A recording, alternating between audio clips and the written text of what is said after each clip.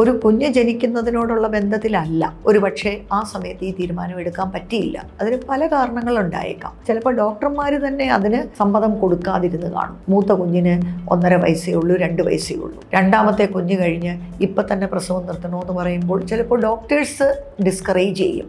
2 കുഞ്ഞുങ്ങളും ചെറുതല്ലേ, ഇച്ചിരൂടെ പ്രായമാവട്ടെ എന്ന് പറയും. അല്ലെങ്കിൽ ഈ ജനിക്കുന്ന കുഞ്ഞിന് പ്രീമച്ചുറാണ്, അല്ലെങ്കിൽ എന്തെങ്കിലും എടുത്തു കഴിയുമ്പോൾ ഹാർട്ടിനൊരു മർമറാണ്, അല്ലെങ്കിൽ എന്തെങ്കിലുമൊക്കെ വിഷയങ്ങൾ കാരണം ഇപ്പം ചെയ്യണ്ട എന്ന് ഡോക്ടേഴ്സ് തന്നെ അഡ്വൈസ് ചെയ്യാറുണ്ട്. അല്ലെങ്കിൽ നമ്മൾ ആ സമയത്ത് അത് ശ്രദ്ധിച്ച് കാണത്തില്ല. 35 വയസ്സായി അല്ലെ 40 വയസ്സായി, പ്രസവം നിർത്തിയിട്ടില്ല, കുഞ്ഞുങ്ങൾ ഇനിയും വേണ്ട.